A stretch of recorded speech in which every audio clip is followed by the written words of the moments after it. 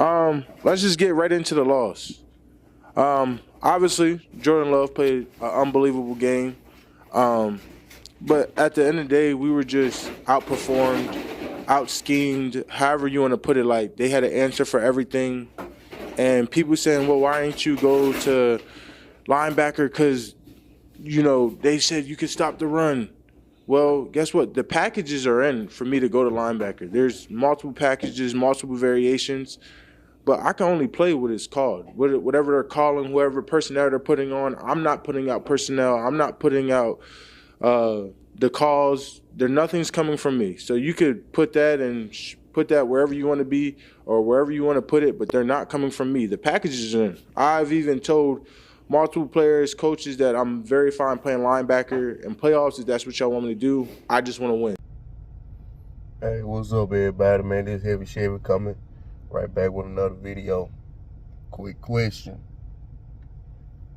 Did Dan Quinn sabotage the playoff game? In my opinion, I think he did. There was a video out there surfacing, and he could have been just joking around, but we was about to play Washington. Last game with Washington. And, Dan Quinn, he liked to run the bleachers before game time or whatever. So, like I said, video surfacing that it was a lady, a fan, a Washington fan, asked Dan Quinn, was he going to be the next head coach of Washington? Dan Quinn said, yes. Now, he did it from the looks of it like he was joking. But I don't think he was joking. Because of simply the fact, the way the Packers game was played on defense. There should have been no way that we played that many DBs on the field. For 48 out of 52, 53 plays that Green Bay ran, there's no way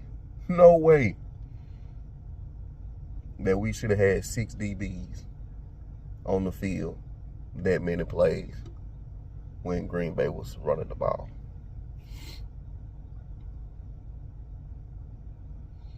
Now, we can, well, me personally, I don't know how nobody else feel, but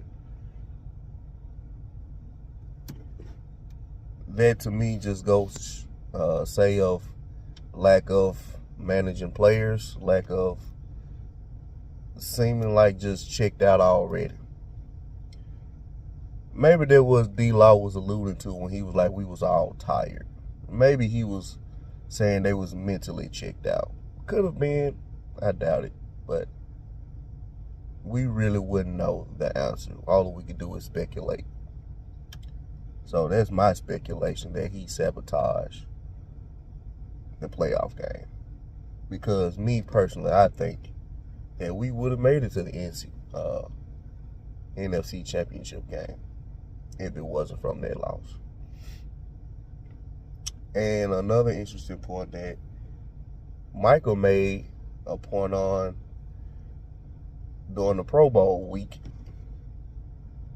that he said all the packages was there for him to go in to play linebacker. He said he told coaches in front office he didn't mind playing. He just want to win. Now, that goes to say, will we still won the game? I don't know. But we should have won that game, or it shouldn't even been a blowout. It shouldn't have been that. But Michael did say that he did allude to it. That those were packages in the game plan for him to play linebacker. So, and Steven brought it up in an interview at the first day of Combine, where he said that,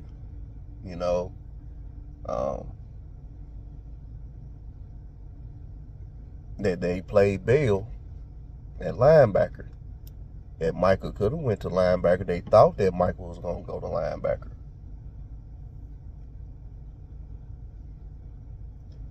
I'll put that nugget of video up along with this to show and to kind of like validate my point of what I'm making. So y'all can comment down below, share it, subscribe to me on YouTube at Heavy Chevy. Look me up on Facebook at Chevion Wilson, TikTok at Heavy Chevy. So hit me up, let me know what y'all think about it. Peace, love you. Nation Day 3 of the 2024 NFL Combine. Nicole Hutchison alongside Nick Harris, and we've got Will McClay here, VP of Player Personnel for the Dallas Cowboys. Now, Will, obviously, busy week for you. How busy is this week for you every year? It's crazy because of it's sun up to sundown with interviews, and then with the event starting today and getting to see the guys kind of run around.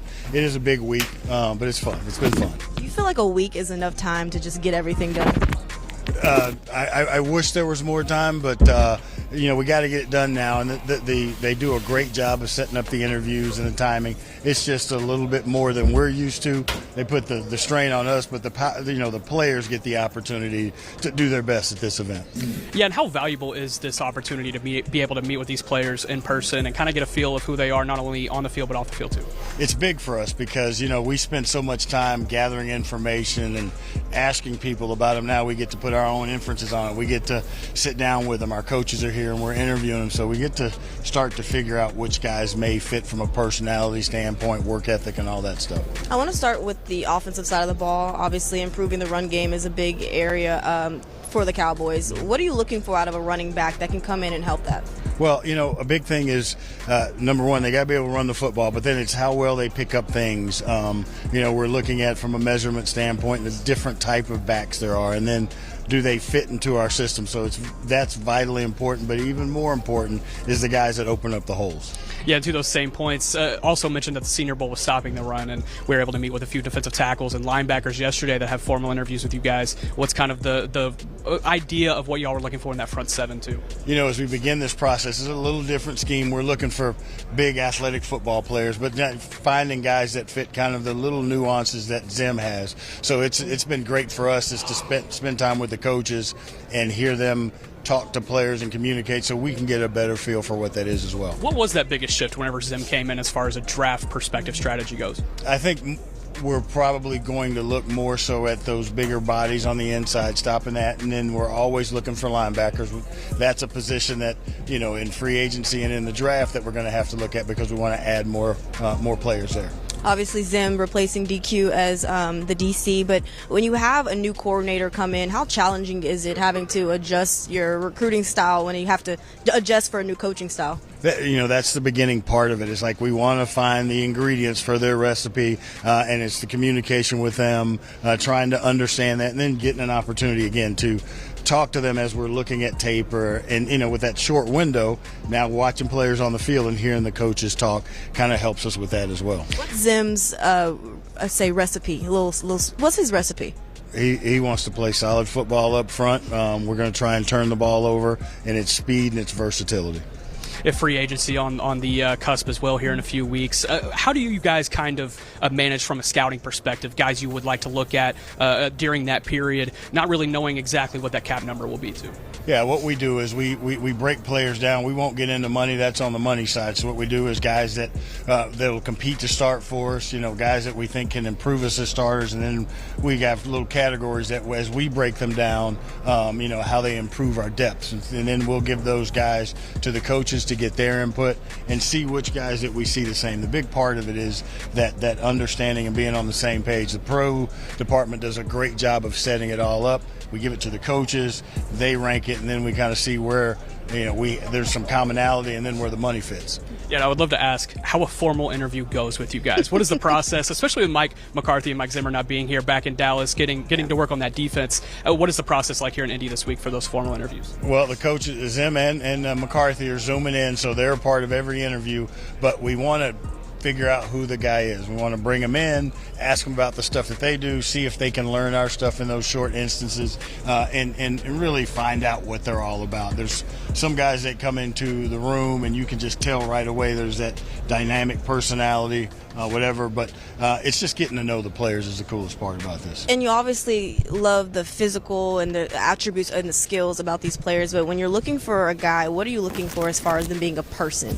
Number one, do they love this game? If you love something, you'll do anything for it. So hearing them talk about their love and then seeing the evidence in it, and then just finding out who they are as people, what's their why, what's their motivation, and see if that fits within what we're trying to build. We know you have a busy schedule. We'll let you get to it. Thank you so much. Will McClay, everybody.